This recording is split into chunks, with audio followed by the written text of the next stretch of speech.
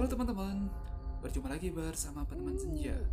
Nah, di video kali ini saya ingin bercerita kembali tentang pengalaman-pengalaman saya di masa lalu, di mana untuk pengalaman itu tidak akan terulang lagi pada saat ini. Apalagi sekarang teman-teman, suasana di masa lalu dengan masa sekarang itu sangat jauh berbeda.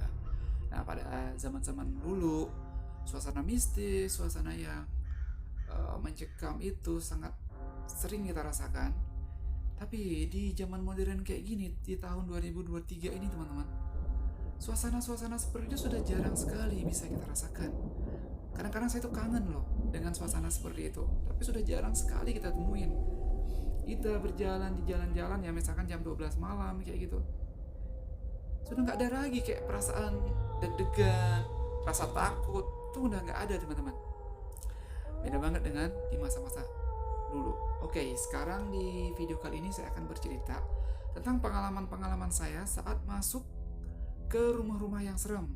Nah, mulai dari rumah kosong, di sekolah, kemudian di kos-kosan yang serem banget. Nah, itu wow. Saya akan ceritakan di sini teman-teman. Jadi sebelumnya untuk teman-teman yang lagi menonton video ini, terima kasih banyak. Nah, saya ucapkan salam kenal dari saya. Semoga saya betah mendengarkan cerita saya. Oke, jadi di sini kita mulai dengan rumah kosong dulu. Oke guys, di sini bukan cerita hoax ya. Ini benar-benar pengalaman yang saya alami. Baik, cerita rumah kosong terlebih dahulu. Nah teman-teman, di sini ceritanya ada rumah kosong. Ini punya tetangga saya dulu. Ceritanya dia itu pindah dari rumahnya, padahal dia itu dulunya adalah orang yang sangat kaya banget dan bahkan orang yang terkaya di kampung saya pada saat itu ya. Kemudian ada satu masalah yang terjadi, akhirnya dia pindah, dan rumahnya itu teman-teman, rumahnya itu waktu itu sudah merupakan rumah yang paling mewah lah gitu di tempat saya. Rumah yang sangat bagus sekali, dia udah ada keramiknya dan ada ukir-ukiran gitu ya, ukir-ukiran seni Bali begitu teman-teman. Pokoknya bagus banget, dan ada patung-patung di rumahnya, patung-patung yang cukup seram. Dan orangnya itu, yang pemiliknya itu memiliki semacam apa ya, semacam kemampuan spiritual seperti itu. Saya pernah melihat dia menyembuhkan luka hanya dengan disentuh. Ya, namanya orang-orang tua zaman dulu teman-teman ya. Bisa dibilang sakti lah, kalau bahasanya sekarang itu bisa dibilang sakti. Nggak tahu apakah itu nyata atau enggak. Saya lihat dengan mata kepala saya sendiri, dia menyembuhkan lukanya. Waktu itu dia sedang membuat patung ya, dia membuat patung, kemudian kakinya itu kena goresan dari pahat. Nah, pahat itu terlempar pada saat mindahin kayu, dan akhirnya kena kakinya. Nggak tahu kenapa teman-teman, dia itu hanya kayak bisik-bisik begitu. Dia fokus, konsentrasi, bisik-bisik, terus dia ambil ludahnya. Hanya kalau orang zaman dulu itu kan suka ngemil apa sih namanya itu ya teman-teman, tembakau kayak gitu ya. Dia itu ngemil tembakau warna sampai merah-merah kayak itu. Mana itu dia pakai ngelap kakinya. Dan beberapa menit kemudian teman-teman, saya perhatikan terus, lukanya udah hilang sembuh, serius. Nah, di situ rumahnya terkenal banget. Dan sebelum dia pergi ya teman-teman, di rumah itu sempat tumbuh kelapa yang satu kelapa itu bisa tumbuh 5. Jadi nggak tahu apa namanya ya. Kelapanya itu satu biji kelapa tumbuh 5 cabang. Cuman dari 5 cabang yang tumbuh itu ada satu yang mati. Jadi sisa 4. Dan kata-kata orang-orang ya, itu kelapa seperti itu teman-teman itu mengandung kekuatan mistis katanya. Itu kalau misalkan tumbuh di halamannya orang yang tidak tahu menahu tentang hal-hal seperti itu bisa menjadi rumah semacam makhluk-makhluk gaib, genderuwo, bisa jadi rumah apalah gitu teman-teman ya, makhluk-makhluk seperti itu. Dan saya nggak tahu kenapa ya, pokoknya pohon kelapa itu serem banget guys. Pada saat sudah mulai masuk malam hari, itu rasanya suasana di bawah pohon itu sangat aneh sekali, karena memang kelapa itu dekat banget dengan rumah saya, hanya bersebelahan seperti itu doang. Jadi pada saat malam hari kita keluar mau ke belakang gitu ya, itu kayak suasananya kayak gimana gitu, seolah-olah di sana itu ada orang gitu loh, ada beberapa orang yang sedang ngumpul-ngumpul. Kemudian kadang-kadang saya liatin ke atas pohonnya itu ya, kayak ada sesuatu begitu, kayak ada sesuatu yang bersinar-sinar. Kadang-kadang ada sesuatu yang terlihat semacam sesuatu yang terbang dari sana. Dibilang burung juga bukan guys, pokoknya kayak mirip-mirip sesuatu lah gitu, tapi saya nggak bisa jelaskan seperti apa bentuk aslinya. Oke, itu dari pohon kelapanya aja. Dan lebih serem lagi pada saat rumah itu sudah ditinggalin. Jadi orangnya pindah. Nah, ditinggalin sudah selama beberapa tahun. Dan parahnya lagi teman-teman, di situ di rumah itu tidak dinyalain satu lampu pun, tidak dinyalain. Apakah itu sengaja atau gimana, saya kurang tahu juga. Nah, itu menyebabkan apa ya? Kita itu sebagai orang yang berdampingan dengan tempat itu menjadi, perasaannya itu menjadi sangat seram sekali. Nah, karena orang yang punya kan udah jauh pindahnya, kan nggak mungkin teman-teman. Dia itu yang bakal diganggu dengan makhluk-makhluk yang ada di sana, kan nggak mungkin kan? Otomatis kita yang berdampingan dengan tempat tersebut. Dan bukan hanya saya yang merasakan hal itu, tetangga saya pun pernah sampai kesurupan. Dan begitu ditanyain ke orang pintar, katanya itu penyebabnya itu dari rumah kosong di sebelah. Katanya dari rumah kosong sebelah yang yang mengganggu begitu. Dan dari saya sendiri pun pernah juga yang mengalami hal-hal aneh. Dan ternyata mau nggak mau ya, kita nggak mau tahu begitu sebenarnya. Cuman memang auranya itu dari sana teman-teman. Auranya itu datangnya dari sana. Apalagi setelah beberapa tahun kemudian, setelah lebih dari 5 tahun, itu suasananya makin serem. Rumputnya udah tinggi. Di sana itu ada pohon-pohon tebu yang tumbuh. Pohon tebunya itu banyak banget, rimbun sekali, sampai lebih tinggi daripada tinggi orang dewasa. Waduh, serem banget guys. Dan cerita tentang rumah itu, setelah beberapa tahun kemudian, rumah itu dikontrak. Ya, dikontrak sama koperasi. Jadi koperasi itu ngontrak di situ. Di situ kan ada security teman-teman yang bergadang jagain berangkasnya.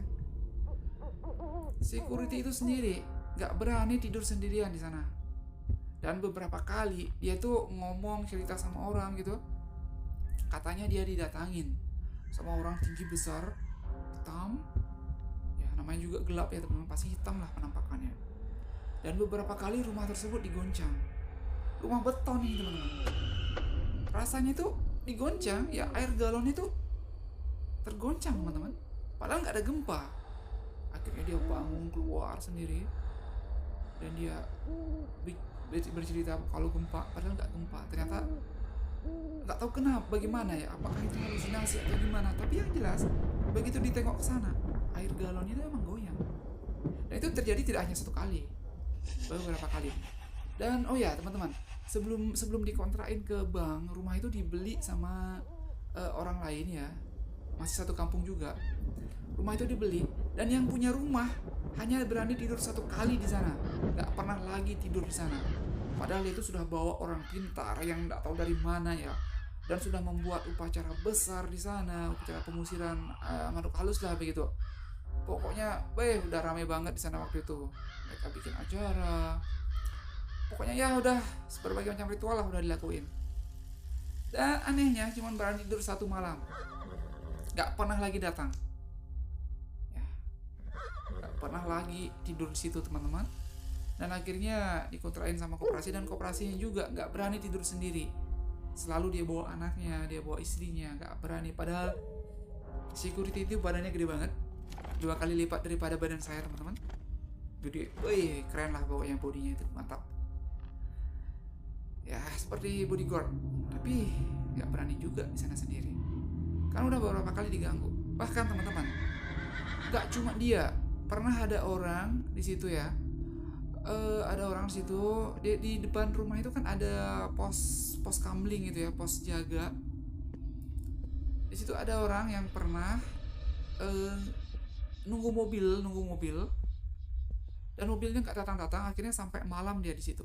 Dan dia kebelet teman-teman, kebelet pengen buang air, dan dilihat ada orang di situ, dia pun masuk, dia permisi, dia minta tempat untuk buang air dan diizinin. Dia ke belakang sendiri guys, berani dia di belakang sendiri. Ada lampu loh, Ada lampu di sana. Dia masuk, dia nggak tahu dia kencing atau apa. Dan dia teriak-teriak guys, teriak-teriak. Ceritanya dia sudah keluar dari kamar mandi. Keluar dari kamar mandi untuk maju ke depan, maksudnya ke depan rumah ya, mau keluar. Rasanya katanya kakinya nggak bisa gerak. Kakinya nggak bisa gerak teman-teman. Padahal kalau dipikir ini orang ini seharusnya nggak percaya dengan hal-hal seperti itu.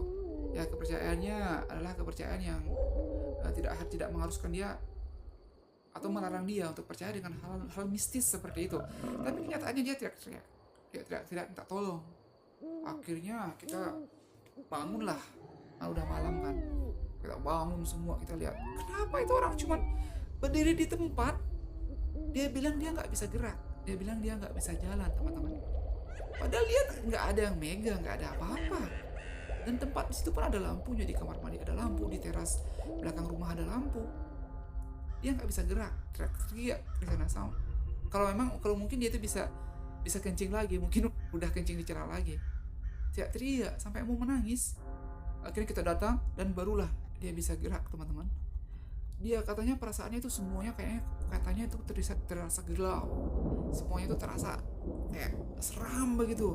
Pokoknya badan itu semuanya tidak bisa gerak, seperti ada sesuatu yang memegang dia. Padahal dia pikir-pikir nggak masuk akal. Kepercayaannya dia loh melarang dia untuk percaya dengan hal-hal mistis seperti itu. Tapi kok bisanya dia? Wah, nggak masuk akal guys. Jadi di sini intinya gimana? Percaya nggak percaya dengan hal seperti itu?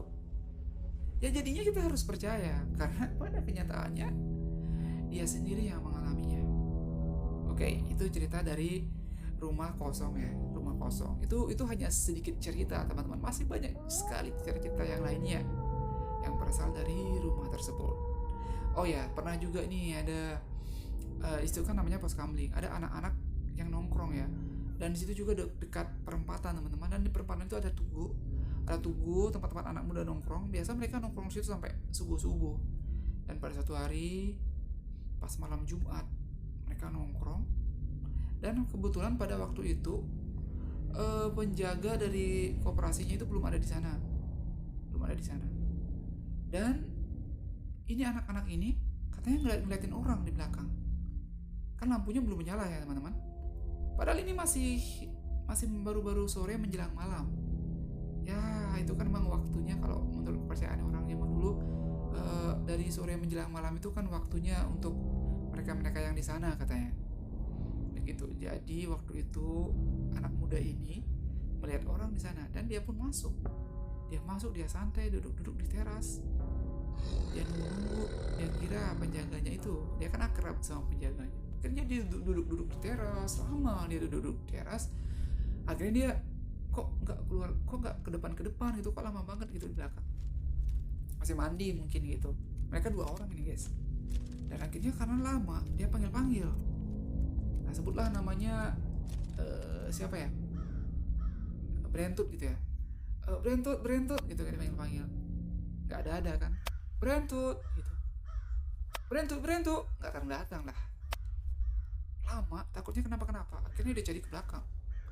Dan memang sudah agak gelap ya. Posisi saklar juga dia nggak tahu saklar lampu di mana. Dia cari, cuma pakai senter HP. Nah waktu itu HP Android belum ada, teman-teman. Belum setenar sekarang, masih zamannya Nokia. Mereka senterin gitu ya, cari-cari sampai dia buka kamar mandinya. Kok nggak ada apa-apa guys. Tapi lantai kamar mandinya basah. Lantai kamar mandi basah. Dan di situ saya pastikan tidak ada tetangga yang datang ke sana, tidak ada tetangga yang mandi ke sana. Karena apa? Orang mau masuk ke sana aja takut banget. Jangan kalau mau mandi ke sana. Wow, langsung mereka berdua seperti kayak mau kencing di celana katanya. Bulu kuduknya langsung merinding semua guys, dan mereka semua cabut pada lari keluar. Dan setelah lama kemudian jam 8 begitu baru penjaganya datang ke sana. Karena emang jadwal jam jaganya dia nanti jam 8 lah biasanya. Nah itu guys, itu salah satu cerita lagi. Dan masih banyak cerita-cerita lainnya yang sering banget orang alami di sana. Jadi biasanya orang lewat gitu kayak cium bau masakan. Pernah juga tetangganya itu dengar kayak suara orang menyanyi di sana. Pasti cek nggak ada apa-apa. Ya ampun, serem banget guys. Serem banget. Dan orang-orang yang sering nunggu-nunggu mobil ya di jalan, orang-orang yang mau berangkat jauh gitu ya, nunggu bus, itu paling sering dengar sesuatu aneh. Dia kiranya di rumah itu ada orang, tapi kok kalau ada orangnya kok lampu nggak ada yang menyala. Tuh. Pernah juga ada yang nekat satu kali masuk ke sana kencing. Itu kan pintunya dipagar besi, dia naik kencing di situ. Akhirnya apa? Dia lihat orang tinggi besar. Dan akhirnya pun lari sambil kencingnya itu di bawah-bawah teman-teman. Lari sambil kencingnya itu masih ngalir. Teriak-teriak. Gila. Dan di situ beberapa kali kesurupan. Pegawai koperasinya kesurupan beberapa kali teman-teman. Dan begitu dijadikan orang pintar, katanya ya orang yang penunggu di sana itu, orang yang ada di sana itu yang mengganggunya beberapa kali. Padahal anehnya lagi, orang yang kesurupan lagi ini seperti yang saya bilang lagi, orang yang kepercayaan itu mengharuskan dia untuk tidak percaya dengan hal-hal mistis seperti itu, hal-hal gaib. Dia seharusnya nggak percaya, tapi apa boleh buat, kenyataannya dia kesurupan. Bicaranya udah ngawur, suaranya itu udah mirip suara orang lain, gaya bicaranya, gaya makannya, dia minta makan, dia minta apa semua. Nah, untuk kamu yang belum pernah ngeliat orang kesurupan, nah tontonlah itu orang-orang kesurupan, tapi jangan video hoax, jangan yang dibuat-buat ya, jangan video konten, video-video yang beneran, yang beneran kesurupan lah. Itu kalau orang kesurupan asli teman-teman, matanya tuh kayak menatap ke atas, kemudian dia itu pastinya kuat sekali, walaupun dia anak kecil, itu kekuatannya sangat kuat sekali teman-teman, bahkan bisa menendang jatuh orang dewasa. Itu sangat kuat. Porsi makannya itu banyak, luar biasa. Manusia normal makan 2 piring full udah kenyang banget, kayak mau muntah, tapi orang kesurupan bisa makan 5 piring sekaligus muntah ya. Bicaranya ngawur, pengetahuannya pun ngawur. Dia bisa menceritakan sesuatu yang terjadi di zaman dulu ya. Nah, bicara tentang orang kesurupan, saya pernah melihat orang kesurupan beberapa kali, dan yang paling serem itu di kota Palu teman-teman. Itu di kos-kosan, itu yang kesurupan itu katanya penghuninya dari zaman dulu. Ceritanya dia meninggal dunia dan dia dikubur di sana, dan dia merasuki salah satu anak kos. Katanya dia selama dia di sana tidak ada yang menghargai dia. Tempatnya dia di belakang itu jadikan tempat sampah. Akhirnya dia marah dan dia merasuki salah satu penghuni kos. Itu cewek teman-teman, cewek, badannya kecil, anak SMA, badannya kecil, maksudnya badannya ya kecil lah, namanya cewek kan, badannya kecil gitu. Dan kekuatannya teman-teman, itu teman-teman yang di sana itu badannya 2 kali lipat lebih besar dari dia. Dia banting kayak banting anak kecil, dia banting di lantai, memar-memar badannya. Akhirnya yang megang apa, satu orang cewek dipegang itu sama 4 orang, pegang kakinya, pegang tangannya, dua-dua. Gila, kuat banget. Gila guys. Dan itu serem banget waktu itu, sampai ada yang pindah kos besoknya gara-gara kejadian itu. Dan anehnya dia tuh bisa menceritakan semua yang terjadi pada masa-masa dulu. Itu yang membuat saya percaya. Dia mengatakan, dan memang benar teman-teman, di belakang itu ada sumur tua, ada pohon ini, pohon itu, dia tahu semua, dia bilang semua. Dan ceritanya pada zaman dulu itu seperti ini, dan memang benar keadaannya seperti itu. Di sebelahnya itu ada penginapan, ada kantor-kantor. Dia bilang di belakang itu ada kantor samsat. Benar semua yang dia ceritakan pada zaman dulu itu benar semua. Dan tidak mungkin itu anak itu tahu sejarah seperti itu. Tahun berapa kantor ini berdiri, tahun berapa ada ini di sini, dan tahun dia meninggal pun dia ceritakan teman-teman. Nah, itu yang sangat serem sekali. Wow, gila. benar-benar suasana yang sangat mistis. Oh ya, kita kembali dengan rumah tua tadi. Jadi di sana ceritanya anggota-anggota koperasi itu beberapa kali kesurupan. Nah, karena seperti itulah. Pada kenyataannya hal itu benar-benar ada, guys. Dia ada di sana. Dan di sini selanjutnya saya pengen cerita karena udah cukup lama kita cerita tentang rumah tua. Sebenarnya itu belum habis juga sih ceritanya. Masih banyak hal-hal serem lainnya yang terjadi di situ. Sekarang kita lanjut aja cerita teman-teman. Di sini saya akan cerita tentang pengalaman yang serem di kos-kosan di Kota Palu. Nah, pada waktu itu di Kota Palu ada beberapa kos yang memiliki rating keangkeran tingkat dewa, guys. Nah, dan sampai ada yang terkenal sekali, sampai banyak banget yang tahu. Nah, tidak heran pokoknya di Kota Palu itu teman-teman bisa cari tahu cerita-cerita mistis tentang Kota Palu banyak sekali. Dari kantor-kantor, dari sekolah-sekolah, dari bangunan-bangunan hotel, kemudian perumahan-perumahan, kemudian di pinggir-pinggir jalanan juga, guys. Apalagi sejak Palu terkenal likuifaksi dan tsunami, itu cerita horornya makin banyak teman-teman. Di pinggir pantai, kemudian di bekas-bekas likuifaksi itu sering banget terdengar suara orang menangis di sana. Wow, aduh, pokoknya ngeri banget, guys. Apalagi di bekas likuifaksi itu banyak banget ya orang-orang yang masih tertimbun di sana. Dan sampai sekarang teman-teman, itu jalan-jalan yang sudah tertimbun likuifaksi tidak diperbaiki, masih seperti itu. Tidak ada satu ekskavator pun yang menggali bekas-bekas reruntuhan tersebut. Padahal seharusnya jalan-jalan yang terputus itu kan diperbaiki lah ya, walaupun itu zona merah teman-teman. Cuman kan yang namanya manusia kan punya hak lah gitu. Nah, mungkin mereka itu masih bisa menanam sayur di sana. Itu kan lokasi-lokasi itu tidak bisa terjangkau jadinya kalau jalanannya itu belum dibuat.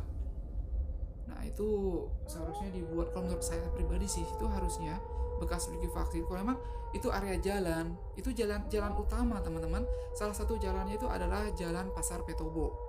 Jalan Pasar Petobo yang sangat terkenal sekali, termasuk jalan utama di sana, itu tidak diperbaiki sampai sekarang. Kalau menurut saya, walaupun itu zona merah, seharusnya diperbaiki lah, supaya orang-orang yang memiliki lahan di sana, lokasi di sana, tetap bisa begitu memanfaatkan lokasi tersebut. Misalkan untuk menanam sayur atau apalah gitu, atau membuat peternakan kan, jadinya bisa dimanfaatkan lokasinya. Ya kalau itu menurut saya teman-teman. Ya memang sih kalau zona merah ya nggak dapat perhatian sih teman-teman. Oke, jadi di sini ceritanya kita akan cerita tentang rumah kos yang serem dulu. Nah, di sini ada rumah kos. Itu lokasinya di Zebra ya teman-teman. Itu lokasinya di Zebra 5 atau Zebra 4? Zebra 4 ya, Zebra 4. Zebra 4 yang lorongnya tembus dengan Zebra 5. Ada Zebra 5 nggak sih? Kok lupa ya? Zebra Star, Zebra 1, 2, 3, 4, Zebra 5. Ada nggak sih Zebra 5 atau langsung Kijang atau apa sih di sana? Kok lupa banget ya. Pokoknya itu lokasinya itu di Zebra 4. Nah, lorongnya itu. Waktu itu di sana ada tailor, ada penjahit, teman-teman. Nah, di situ ada kos-kosan. Saya nggak mau bilang lokasi detailnya. Pokoknya di sekitaran situlah. Di situ ada kos-kosan yang waktu itu sangat terkenal sekali tingkat kemistisannya. Sampai-sampai waktu itu rumah kosnya banyak yang pindah. Dan harga sewa kos-kosannya itu waktu itu lebih murah daripada yang di sekitaran situ. Oke. Jadi ini mungkin karena pengaruh perasaan itu, cerita-ceritanya juga sudah terkenal, itu menyebabkan tempat tersebut sewanya agak murah. Dan akhirnya teman saya yang nekat banget ya kos di sana. Pada waktu itu teman-teman, yang tinggal di sana cuma dia sendiri, berani banget ya. Wow, nyalinya besar banget guys. Dan mau tidak mau namanya teman, ya kita pasti visit ke sana, berkunjung di sana. Tapi dia di satu kamar sih nggak sendiri, nggak berani dia sendiri guys. Dia ada temannya di situ, ada beberapa orang dia tinggal di situ. Dan saya waktu itu mampir ke sana, ya maklum lah malam minggu ya teman-teman. Malam minggu kita ngumpul-ngumpul gitu ya. Dan itu jadwalnya kita untuk nginap di rumah dia. Kan biasanya kita nginepnya di rumah ini, sekarang di rumah ini, di rumah itu gitu. Jadi gilirannya di rumah dia. Oke, untuk masukin motor justru sempit banget guys. Untuk masukin motornya susah banget di sana.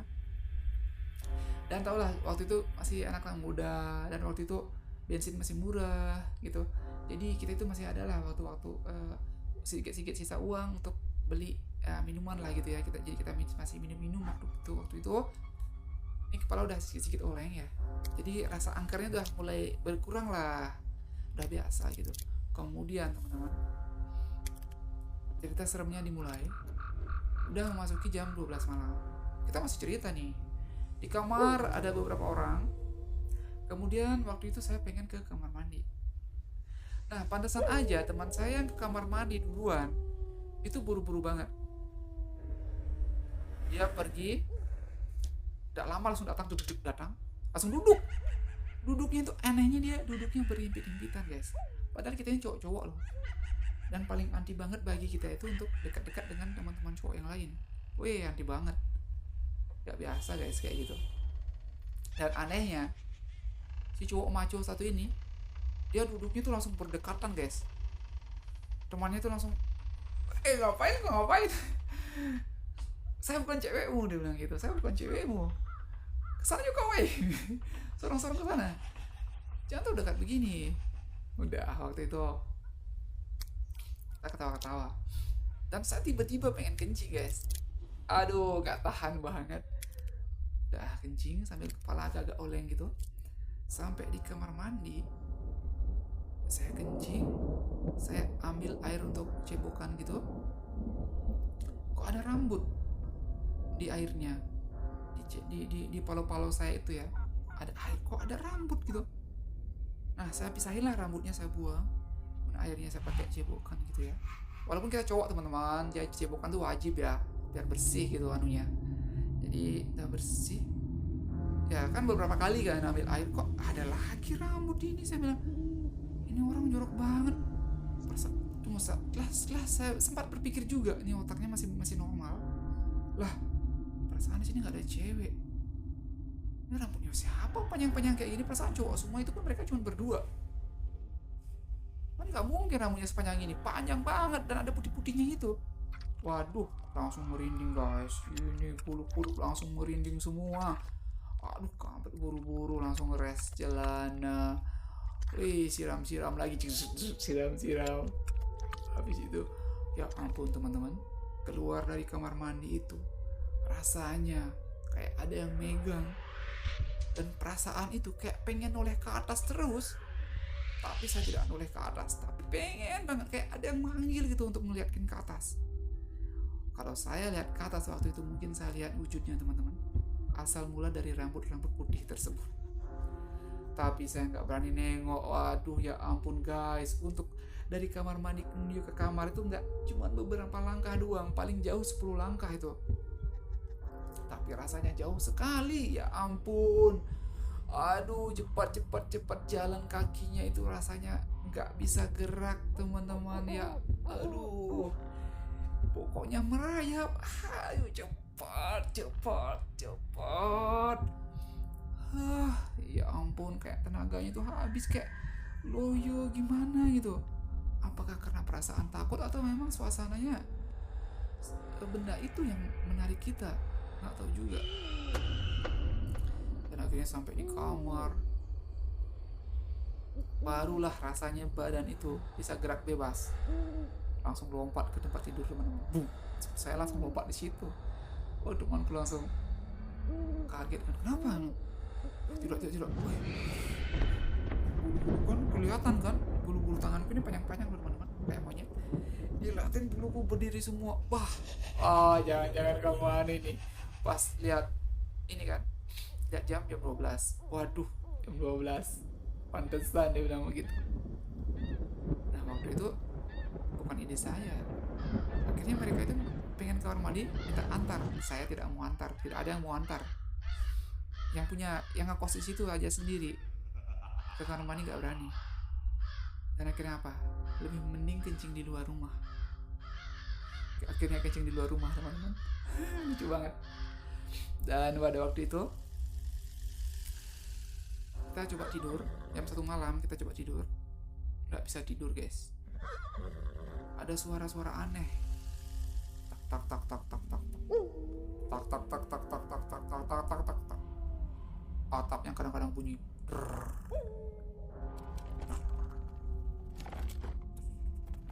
kayak ada orang lewat. Di plafon kita itu kayak ada orang lewat guys.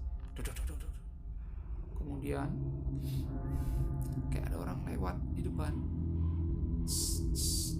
kayak ada suara sandal. Jangan-jangan ada maling. Kita cek berempat rame-rame keluar, gak ada apa-apa. Waduh, apa nih, serem banget. Nah pada waktu itu kita putuskan untuk keluar dari sana dan pindah ke, nggak tahu ke kos siapa waktu itu ya. Kita pindah kamar teman-teman. Kita pindah ke kos teman saya yang paling dekat dan kita tidur di situ. Nggak jadi tidur di rumahnya teman tersebut. Padahal itu kasih masuk motor dia setengah mati ke rumah itu. Cepat motornya. Motor ada 4. Kasih masuk ke tempat kecil itu, aduh setengah mati guys. Tapi terpaksa kita harus keluar. Mata ngantuk banget, mana oleng-oleng lagi. Harus pindah kos di jam 2 malam waktu itu kita keluar. Akhirnya kita bangunnya besoknya kesiangan, niat lari pagi tapi nggak bisa. Oke, lanjut lagi nih. Itu rumah kos. Sekarang ada satu lagi cerita. Ini cerita teman saya yang cewek. Dia sampai hampir kencing di celana waktu itu. Ceritanya ini ada di jalan Noki lelaki kecil ya guys. Noki lelaki kecil, Noki lelaki kan ada 2 gitu. Ini Noki lelaki sebelah sini dengan Noki lelaki kecil yang sebelah sana. Nah waktu itu jalan Noki lelaki kecil itu teman-teman, di situ sepi banget ya. Di situ sepi banget, jarang banget orang lewat di Noki lelaki kecil ya. Jarang banget, nggak seperti sekarang. Di situ rumah makan pun belum ada waktu itu, masih sepi. Pokoknya di situ ada pohon besar ya yang sampai nyinir ke jalan gitu. Nah waktu ini ada seorang teman cewek, dia ngantarin temannya itu rumahnya di Otista. Nah pada waktu itu dia ngantarinnya dari arah ini ya, dari arah bawah, dari arah pertokoan gitu. Nah waktu itu jam setengah 11 malam. Nah waktu itu di kota kecil itu jam 11 malam udah sepi banget, nggak seramai sekarang guys. Sekarang mau jam 3 subuh, mau jam 4 subuh, orang masih kesana kemari di jalanan. Dulu jangan harap, dulu jam 10 saja itu suasana sudah sepi banget. Karena waktu itu kota masih kota kecil, penduduknya tidak sepadat sekarang. Oke. Nah dia lewat di sana supaya lebih dekat ke Otista kan. Jadi dari arah Juanda itu dari bawah naik ke atas. Dia seharusnya lewat di Setiabudi, cuman dia lupa. Akhirnya lewat di Noki lelaki kecil. Dia lewat ke situ. Nah, pada saat dia lewat di sana, di pohon itu teman-teman, kan bagus tuh pohonnya, nyender ke jalan, dia itu kayak mirip tempat duduk. Di sana dia lihat ada cewek, bajunya putih, rambutnya panjang banget, lebih panjang daripada badan dia, dan kakinya itu nggak kelihatan teman-teman. Dia tuh gayung ayun-ayun tapi nggak kelihatan kakinya. Ya pakaiannya nggak begitu panjang sih, seharusnya kakinya kelihatan tapi nggak kelihatan. Ya gayung-gayung. Dan anehnya teman saya itu nggak bisa memalingkan kepalanya dari pandangan itu. Dan tahu apa yang paling seremnya? Cewek di atas pohon itu tersenyum sambil ketawa. Dan sontak teman-teman, teman saya itu hampir jatuh. Dia langsung tiba-tiba injak rem gitu. Teman yang dibonceng itu langsung kaget. Kenapa? Dia itu kayak mau pingsan guys. Langsung gemetar tangannya, keluar keringat dingin kayak mau pingsan. Dan habis itu dia sudah nggak ingat lagi. Mungkin dia sempat pingsan sejenak. Dan untung aja temannya tuh langsung sigap. Dan motornya tuh waktu itu bukan motor matic ya teman-teman, itu motor masih pakai motor 4 tak. Waktu itu kalau nggak salah Jupiter Z waktu itu, waktu terkenalnya Jupiter Z. Nah, temannya tuh langsung sigap, langsung turun kakinya kan, langsung dia pegang motor langsung mati kan. Kalau Persnelang masuk kan tanpa digas kan mati teman-teman, nggak ada koplengnya, nggak kayak motor matic, langsung mati. Dan untung aja nggak terjadi kecelakaan waktu itu. Nah waktu itu temannya langsung gantian kan, dia pegang motornya, dan suasana emang katanya serem banget waktu itu. Dan teman yang bawa motor pun gak berani noleh ke atas, gak tahu apa yang dilihat sama temannya, dia gak berani noleh ke atas. Dan akhirnya mereka pun langsung cabut jalan ke Otista, dan sampai di kosan tersebut gak berani pulang temannya itu teman-teman. Dan akhirnya dia menginap di situ. Serem banget guys, banyak sekali cerita seru yang ingin saya ceritakan sebelum saya mati guys. Jadi semoga saja pengalaman saya ini bisa memberikan sebuah inspirasi, bisa memberikan sebuah hiburan tentunya untuk kamu-kamu yang hidup, terutama hidup yang di era modern seperti ini, yang tidak mengelar rasa takut, yang tidak pernah mengalami suasana mencekam, yang tidak pernah mengalami suasana seram, dan yang tidak percaya dengan hantu, yang tidak percaya dengan makhluk gaib.